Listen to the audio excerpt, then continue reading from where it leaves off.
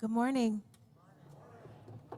Please rise in body or spirit and sing number 298 in the great hymnal, Wake Now My Senses.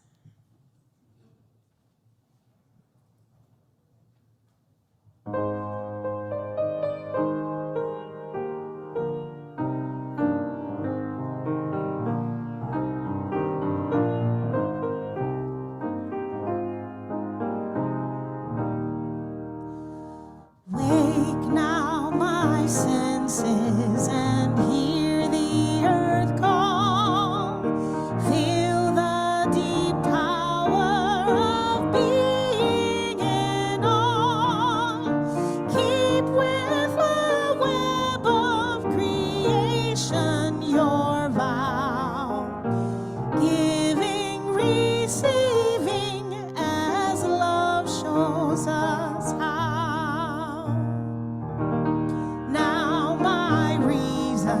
Reach out to the new. Join with each pilgrim who quests for the true. Honor the beauty and wisdom of time. Suffer the limit and praise the sublime. Wake now, compassion, give heed to the cry. Voices of suffering fill the wide sky. Take as your neighbor both stranger and friend, praying and striving their hardship to end.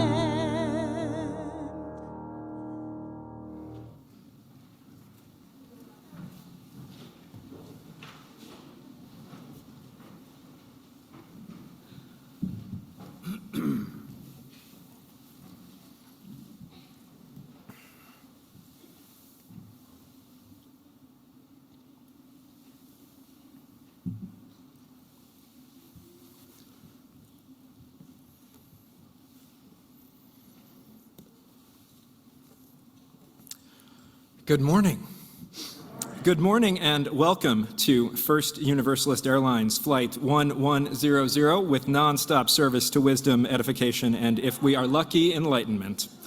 My name is Reverend Arif Mamdani, and joining me as your worship crew this morning are Reverend Ashley Harness, Franco Holder, Amy K. Bryant, Jen and John are working technology, Chancel Flowers from Meredith Sims, and we are assisted by ushers and greeters and chalice lighters and the great interdependent web of existence that makes all of this possible.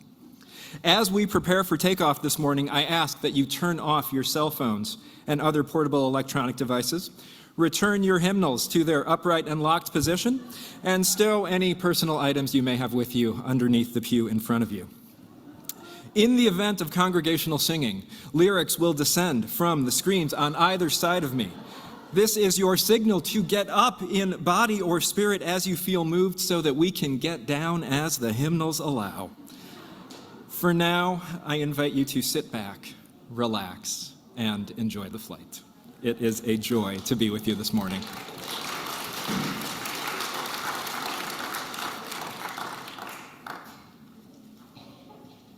Someone described that as going all in on the dad jokes. Guilty as charged. Friends, giving and receiving is our theme for this month. And giving and receiving is a fundamental part of ecosystem, a fundamental part of what it means to be land and to be in relationship with land. Many of us present are not connected to the land the way its original occupants were. Dakota and Anishinaabe people who called this place home, who still call this place home. As we open this sacred time, we acknowledge the layers of history, people, and relationship that are present here. And we commit ourselves to learning more of these stories to telling more of these truths, that we might live more fully in the truth of this moment in history and play a more responsible role in shaping the future of the places that we inhabit today.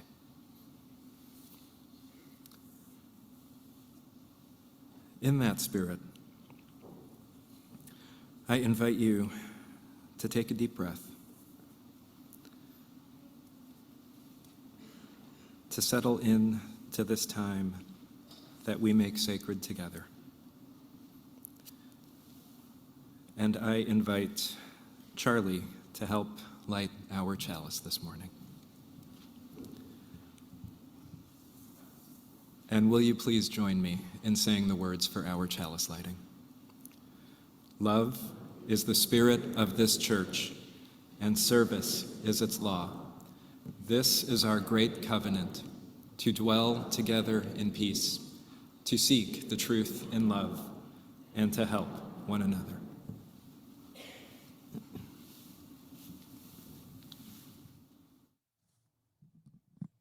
Everybody say boom! Thank you. So this story takes place in a thunderstorm, and that is the sound of the thunder. So when you hear me say boom, would you please repeat boom? And I want to challenge us. You know, thunder is not like boom, boom. It's like, so we don't all have to say boom at the same time. Let's see if we can make it like crackle. Boom. Okay. And then the story is also about sanctuary. So when you hear me say sanctuary, would you repeat in a very soft voice, sanctuary? Thank you. So our story features a little girl who's outside on her way to meet her family when suddenly the lightning strikes and she hears boom! Yes, the thunder crackles, and soon after, the rain begins to pour down. And she looks around for some place to take shelter, and she sees a store nearby. So she goes into the store, and it looks like the store is empty, and she thinks she'll just wait inside for the rain to go away. Now, this little girl is really shy, and of course, she's been taught not to speak to strangers. So when the shopkeeper comes out of the back, just as the lightning flashes and the thunder goes boom, she's not only startled by the sound of the thunder, but by the presence of this woman that she doesn't know. And the lady looks at her and says, "May I help you?" And just then, the thunder booms again. And she shakes, and the shopkeeper realizes, oh, okay, she's scared. She says, "Oh, are you taking shelter from the rain?" And the little girl, she nods her head. And so the shopkeeper says, "Oh, okay, welcome. This can be your sanctuary." And so the little girl stands there for a while, but then she starts to get a little anxious. She knows her family is waiting for her to arrive, and the shopkeeper can tell something's going on. And just then, the lightning flashes, the thunder goes boom! And the little girl shakes, and the shopkeeper asks her, "Oh, do you need to go?" And the little girl nods her head, and the shopkeeper says, "Okay." And so she reaches behind her counter, and she hands the little girl an umbrella. And she says, "I don't know why it's raining, but here, you can take this as your portable sanctuary." And the little girl says, "But I don't have any money to pay for this umbrella." And the shopkeeper says, "Don't worry. Just take the umbrella, and when you see someone else who needs sanctuary, give it to them." And the little girl said, "Okay." And so she takes the umbrella out, she opens it, it protects her from the rain, and she's on her way to meet with her family when she sees a man standing out in a really nice suit, and he's getting wet, and he seems really flustered, trying to keep all of the rain off of his suit. And she says, "Oh," to herself. And so she walks over to the man, and she takes her umbrella, and she puts it over his head, and she stands there with him. And she says to him, "I don't know why it's raining, but here, you can come into my portable sanctuary." Now, what she didn't know was that this guy was all dressed up because he was on his way to a job interview. And he hadn't had a job in a long time. So he was really anxious that if he arrived all soaking wet from the rain, that it would make a bad impression and he wouldn't get the job. But this little girl's generosity touched him so much. And they walked together in the umbrella. And after a while, the little girl saw her family and she said, "Oh, I gotta go." And she handed the umbrella to the man. And the man said, "Wait, you're leaving your umbrella." And the little girl said, "No, it's okay. It's your portable sanctuary. And when you see someone else who needs a sanctuary, give it to them. Pay it forward." And so the man takes the umbrella and he goes on his way. And the little girl goes and she meets with her family. And they each separate, each having spent a little time together in sanctuary. Well, this small act by the shopkeeper and the little girl and the man who later handed the umbrella to someone else became a ritual in their town. People would kind of stock up on umbrellas.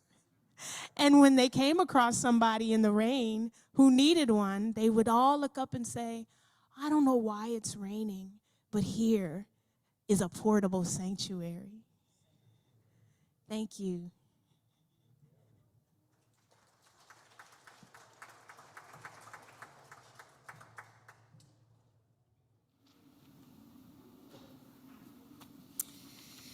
In just a moment, our children and youth will be invited to head to other parts of the building for religious education.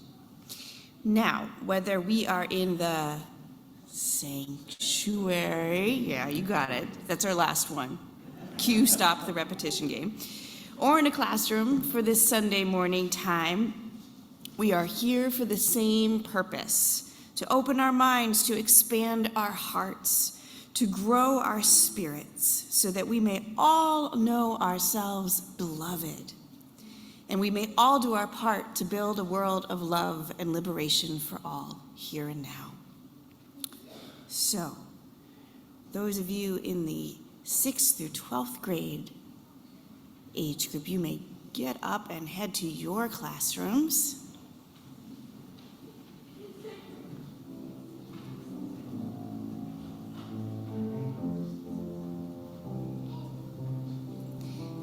And K through 5, you may head out too to the narthex and follow your teachers.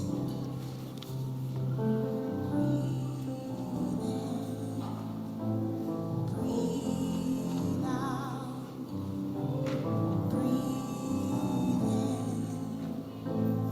Breathe out. I hear you start to join in. Breathe in. Breathe out. So that part is the drone. And you can sing that if you like. Or you can sing the melody. And if you know it, you can sing it with me. When I breathe in, I'll breathe in peace. When I breathe out, I'll breathe out love. When I breathe in, I'll breathe in peace. When I breathe out, I'll breathe out love. Let's do that 2 more times. When I breathe in,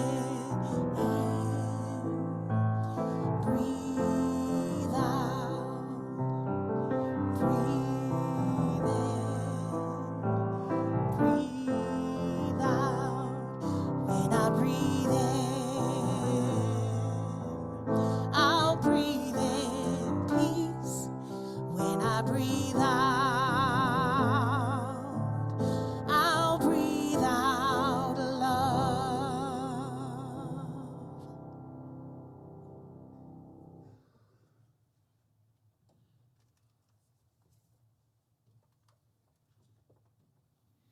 Hello, you all. Those of you who are in the sanctuary, I just wanted to introduce you to my computer.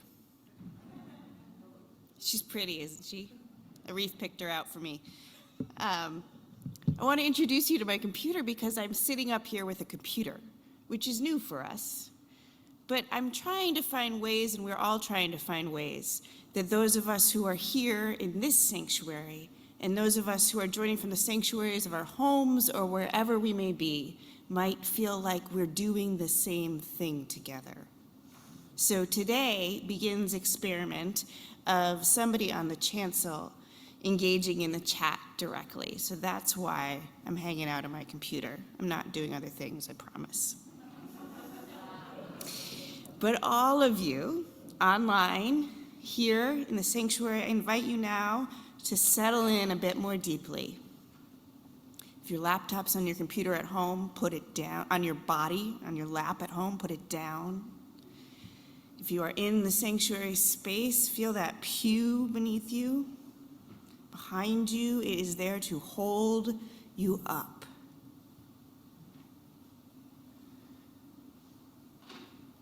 Feel the ground beneath your feet.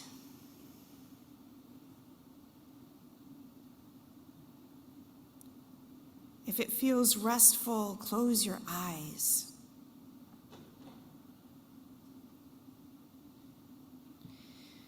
Let your spirit, your fullness, your presence arrive wherever your body actually is.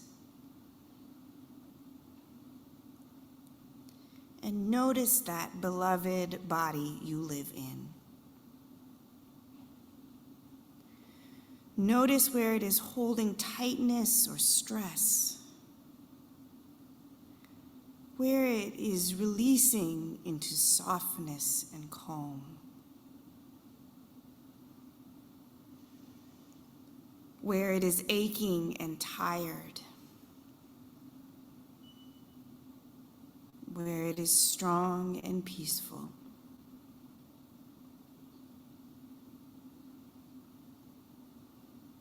And let us pause now to hold all of our collective tightness and stress, all of our aching exhaustion, all of our strength and peace in our collective body, here and now.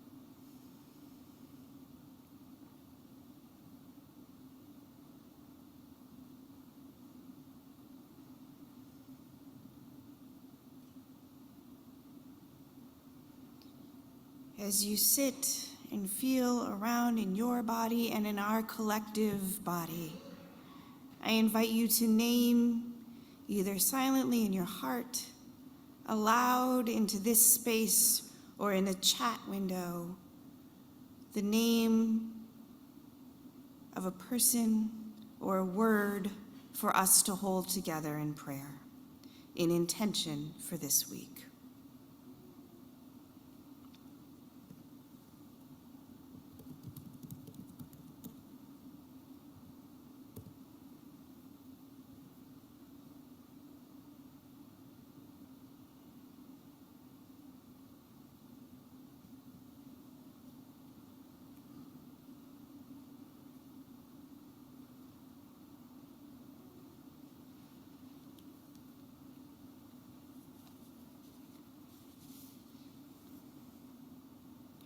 We hold Ingrid Moe and children Chris and Carl in our hearts as they mourn the death of Ingrid's father, Herbert Schenk, who died on Wednesday, October 19th, at the age of 84, of complications from a stroke. May our love and care surround them in this tender time. Our hearts are with longtime members Fred and Jean Johnson. Fred Johnson is receiving hospice care at Methodist Hospital. His wife of 64 years, Jean, who suffers from Parkinson's disease, is starting her next phase at Chapel View Nursing Home in Hopkins. They so appreciate our thoughts and care as they make this journey. We hold Cindy Marsh and husband Wendell in our hearts as Cindy's mother enters hospice care as well. And finally, we hold our ever broken and yet ever still possible democracy in our hands this week. we remember the words of Reverend Raphael Warnock. A vote is a kind of prayer about the kind of world we want to live in. May we pray with our votes, with our organizing, with our donations, with the full power of our fierce love this week, for the promise of democracy to become more real. May it be so. Amen.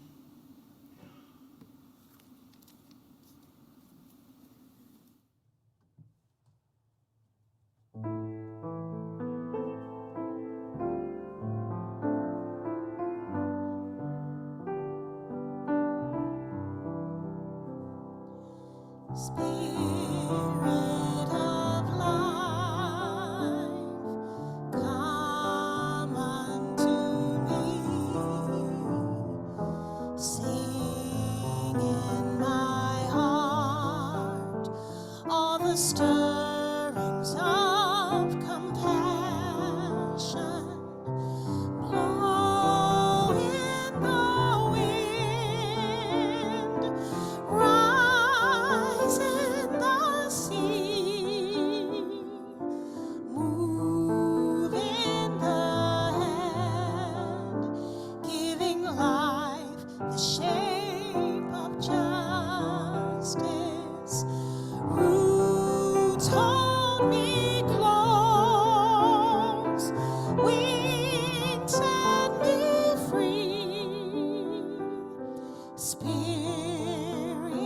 of life, come to me, come to me.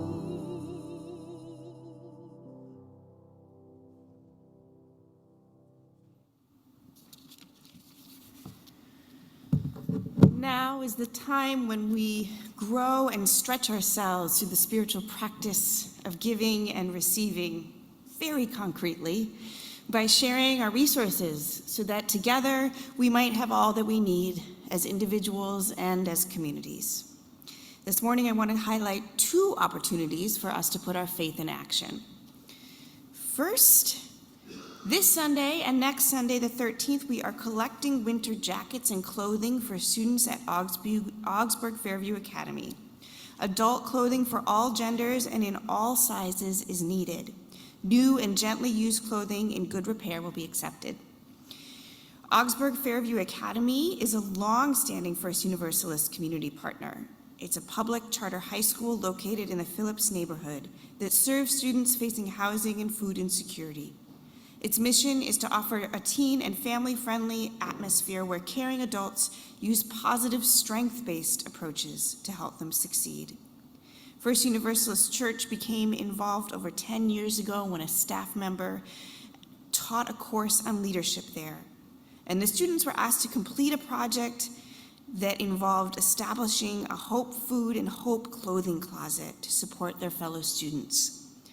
This church has served as the primary supporter for those closets over the years through Sunday offerings, donations of food and clothing since then. And we just want to say a big thank you to all of you who brought donations today, and a thank you in advance to those of you who will donate next week.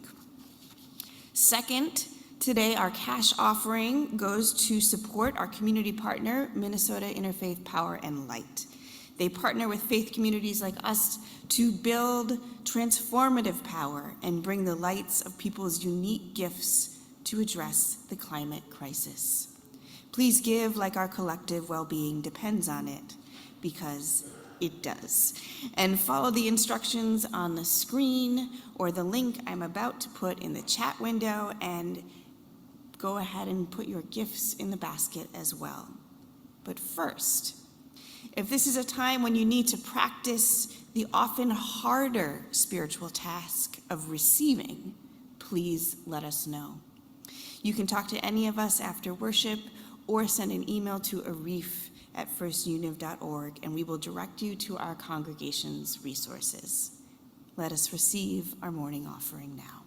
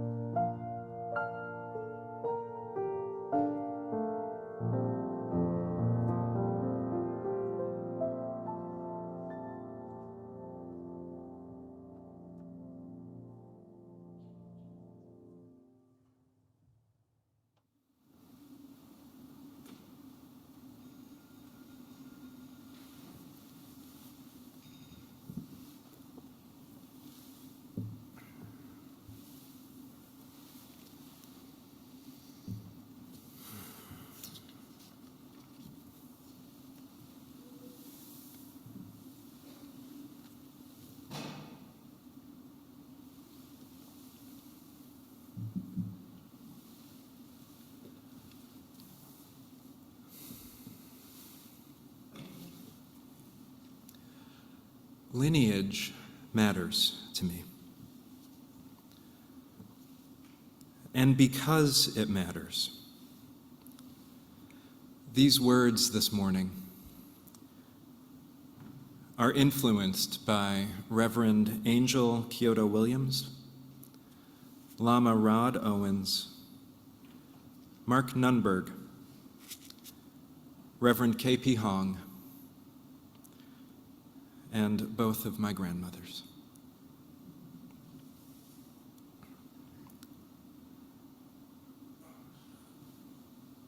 What is the legacy that you leave behind?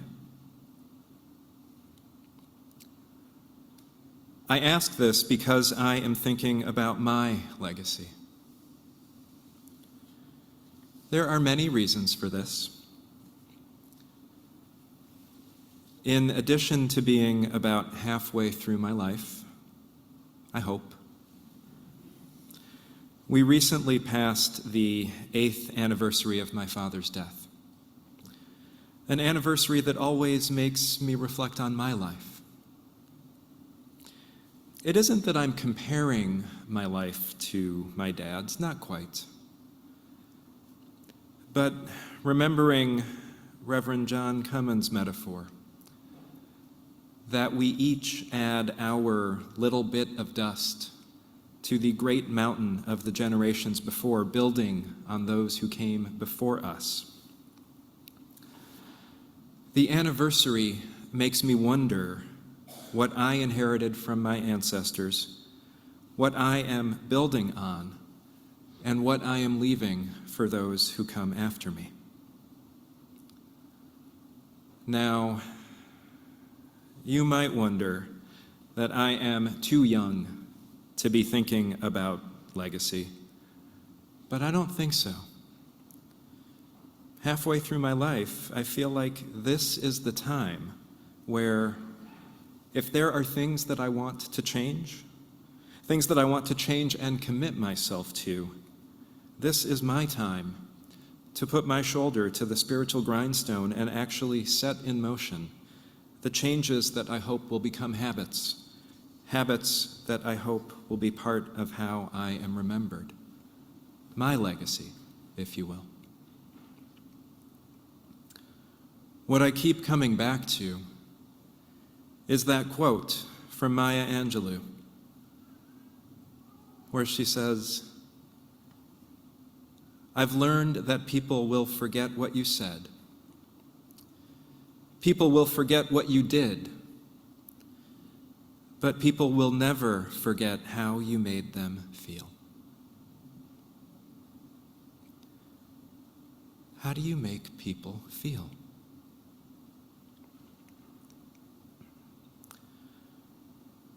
That might be the best question about legacy that there is.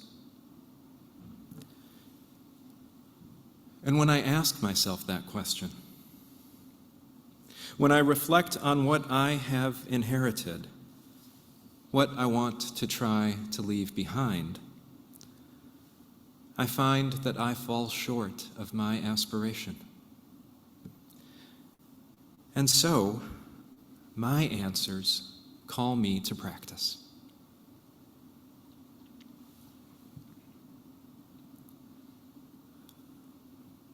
Last week, Reverend Jen preached about the practice of Universalism as softening our hearts to what is in front of us. She reminded us, and it bears repeating, that our theological ancestors came to understand that God's love held all of us, without exception.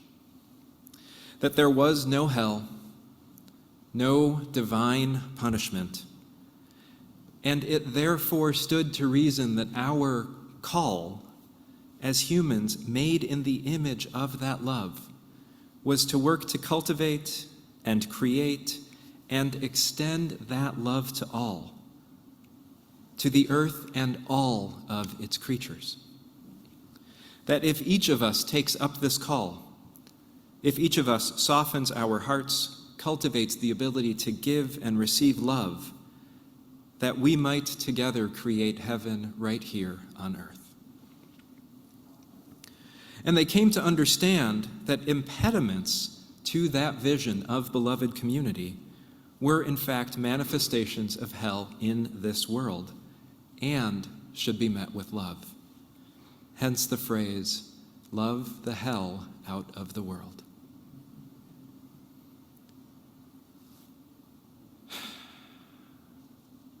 That is a tall order. The world is a big place.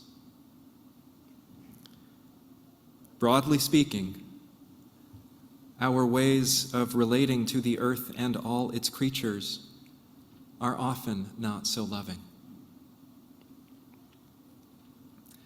And for that matter, neither is the culture that prevails in most of our institutions, public spaces, and what passes for conventional wisdom.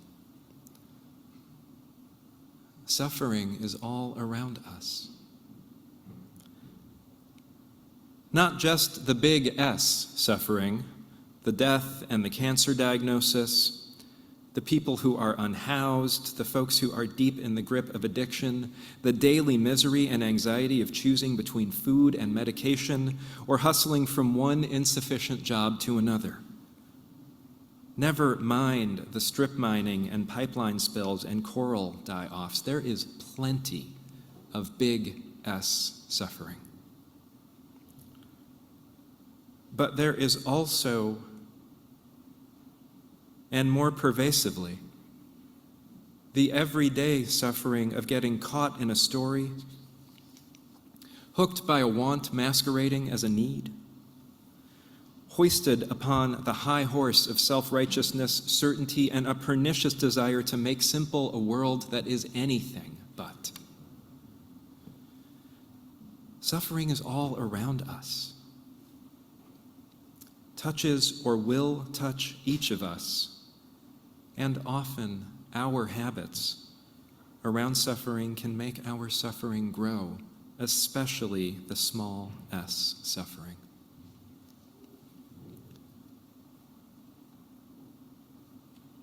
The Buddha saw this and said, "Hold up, we can do something different." He came to understand that the heart and mind are often the sources of suffering, and that with training, our hearts and minds could learn to create less suffering for ourselves and those around us. And so for me, when I wonder about how to offer more love in the world, how to receive more love from the world, when I wonder about how having a more awakened heart might cause less suffering for myself and those around me, I come to practice. And this morning, I want to make this very concrete for us. What I love about Buddhist practice is how practical and how concrete it is. If we want an awakened heart, we practice waking up our hearts. And as nearly every Buddhist teacher I know has said to me, try it and see what happens. And so in that spirit, congregation, this morning I invite us to do some Tonglen practice. Tonglen practice is literally taking and giving. We take in suffering that we perceive in the world, maybe even in ourselves, and we give back relief for that suffering. And so as we move into this time of practice, I invite you to get comfortable. Our practice this morning comes from Lama Owens. Lama starts with an invitation, a reminder to be mindful of trauma. They write, just as when we are working with the body, we must be sensitive to how trauma shows up in our minds. They remind us that any thought or emotion can trigger the experience of a traumatic event. And so invite us, if you are a person moving through these practices with any kind of history of trauma, to allow yourself the space to choose how you explore this practice. And they offer these suggestions if you experience being triggered. And so I offer them to you. The first is to immediately cease the practice. To then bring your attention to the ground under you, and to rest your attention on an anchor that feels neutral, not charged in any way. They then instruct to think about something that feels positive and to engage in some simple movement, some light stretching or walking. And so I offer that to you and the invitation to be gentle with yourself, to take in as much or as little of this practice as feels right to your heart this morning.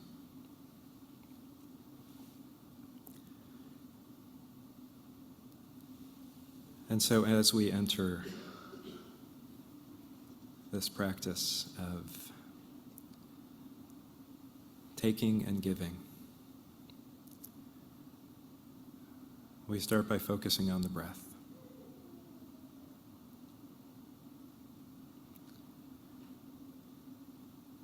And allow our minds to rest within emptiness, as much as there might be in this moment.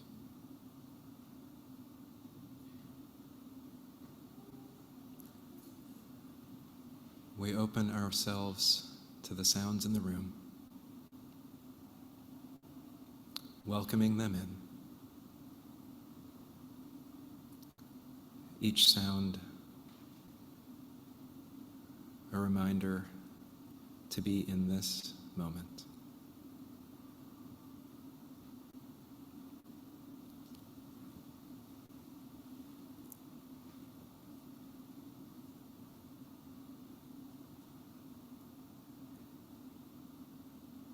Tonglen practice rides the breath. And so we bring our attention to the breath.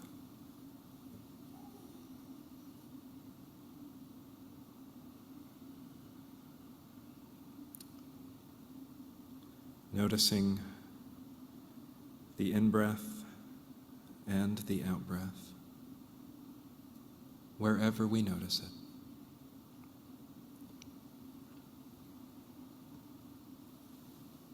It might be very subtle.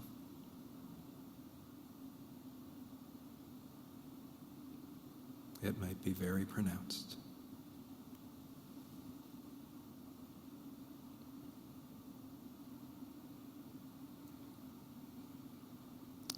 Breathing in,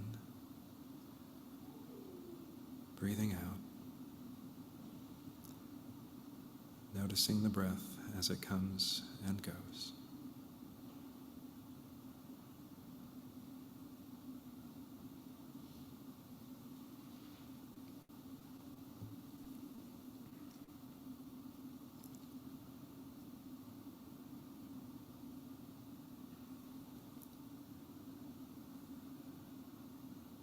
Now I invite you to bring someone to mind who is having a difficult time.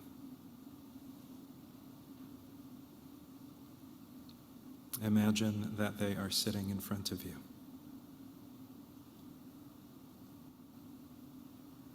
They are the recipient.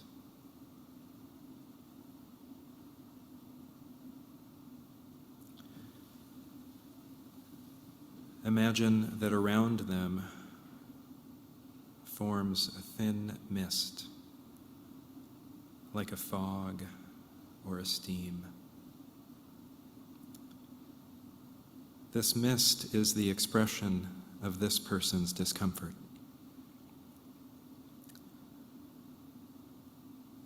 Notice if it has a particular color.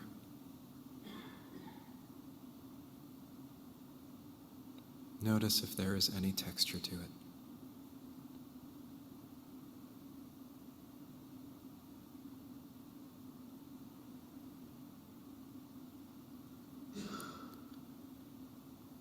Turn your mind to your breath,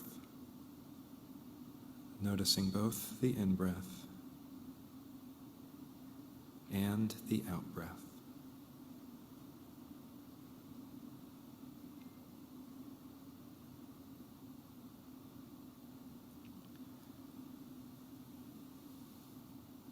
Generate or connect to the aspiration or instinct in you to alleviate their suffering.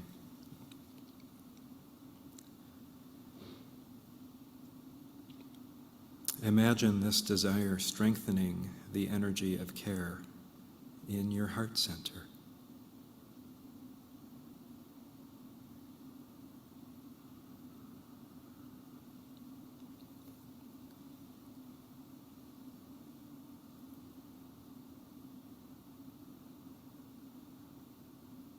Keeping your mind on your heart center, imagine breathing in and out of your heart center. It can help to place a hand over your heart center, to feel the warmth there, and allow that to be your anchor.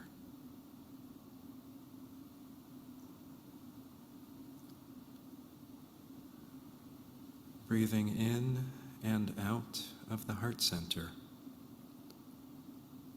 Imagine that you begin inhaling the mist around your recipient into your heart center, and that the mist of suffering is completely cleansed by the energy of care in your heart center.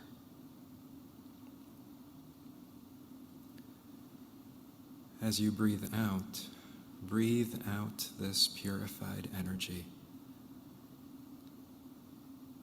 as the light of peace and contentment. This light of peace and contentment may also have a color and a texture.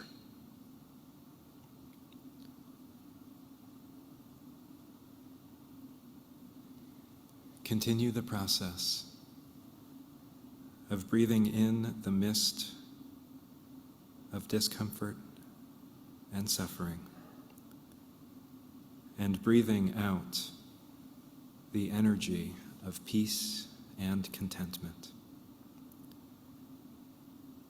And imagine that slowly the mist around your recipient decreases and is replaced by the light of your purified energy. And we will continue with this practice in silence for a few moments.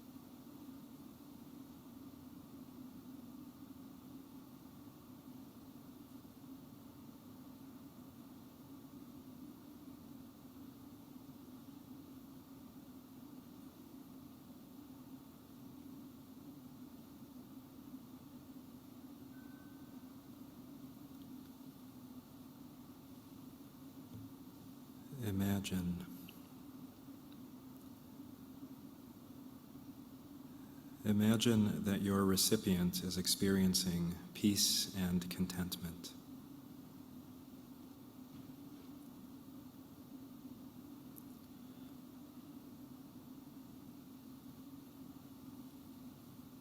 Now imagine that they dissolve into the energy that you have shared.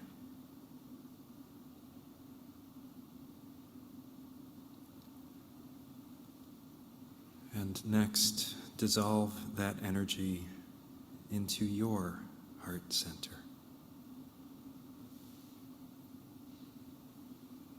And then allow your mind to rest.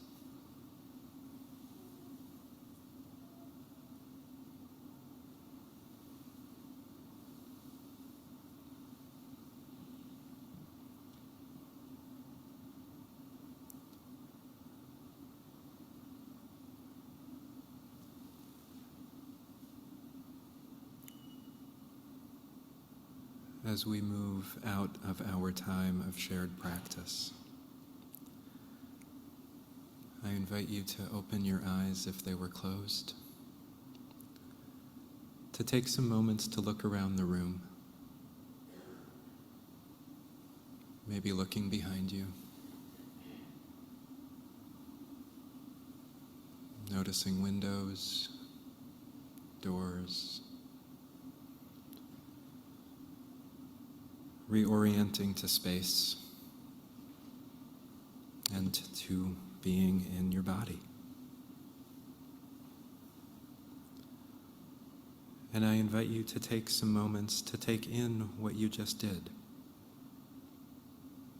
what we just did together.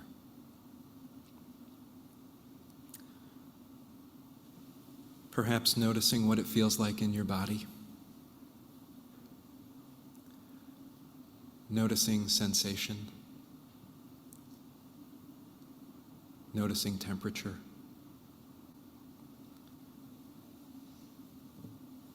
noticing if there is a sense of movement or a feeling of aliveness.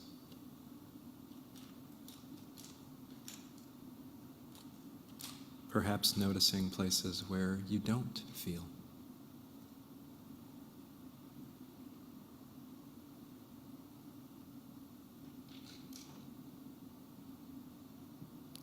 Noticing emotions that you might feel, if any.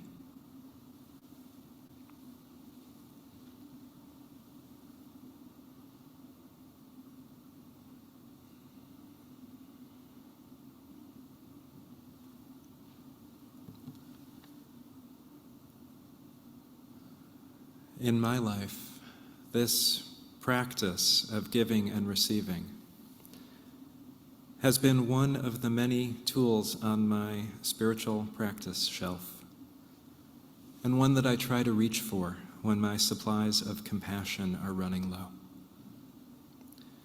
It has been good for me to learn that suffering can be shared without words, that my heart can be a source of compassionate presence, and that the heart-mind really, has great wisdom when I practice listening to it. In the world of Buddhist practice, Tonglen is one of the more complicated practices. Not because it is more advanced, but because it asks us to do many things at the same time.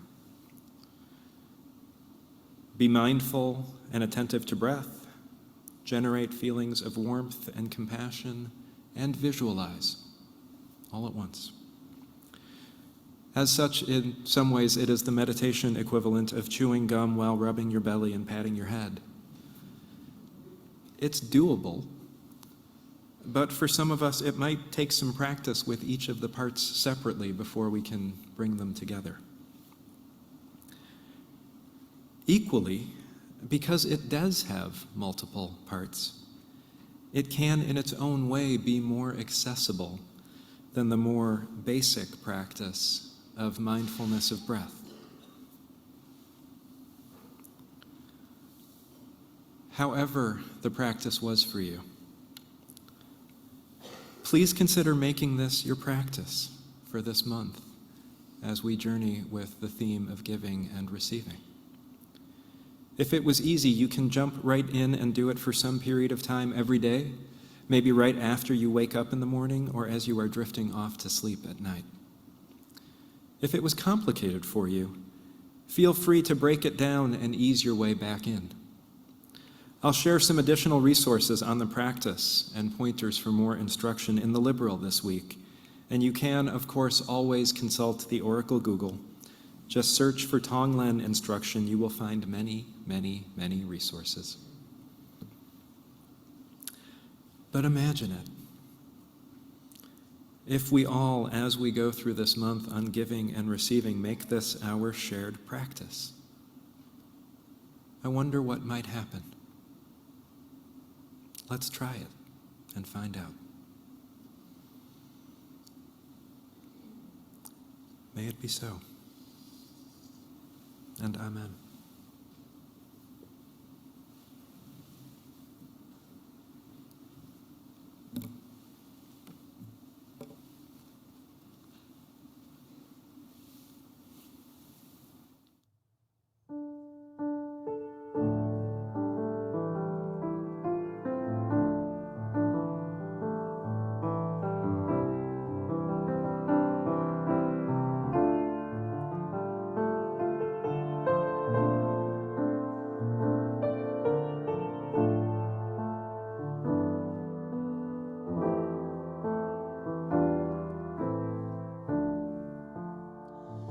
May I be filled with loving kindness.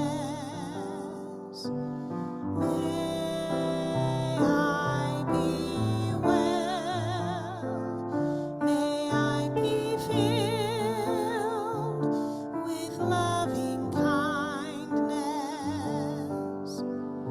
May I be well. May I be peaceful and at ease. May I be whole. May you be filled.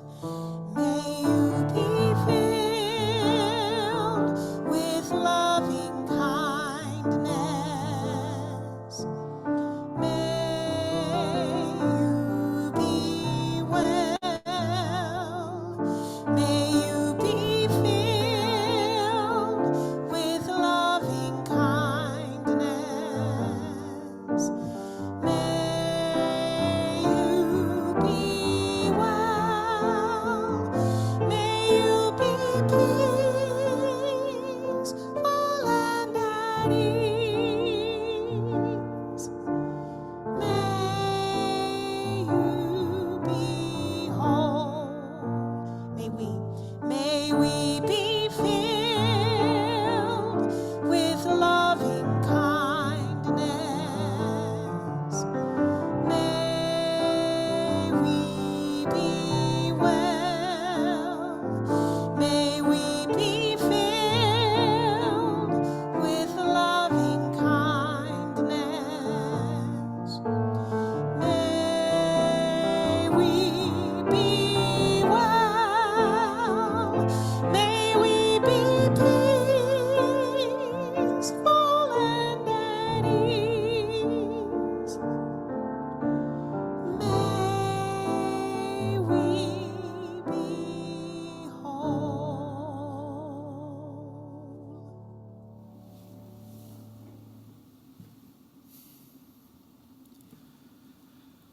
Dear ones,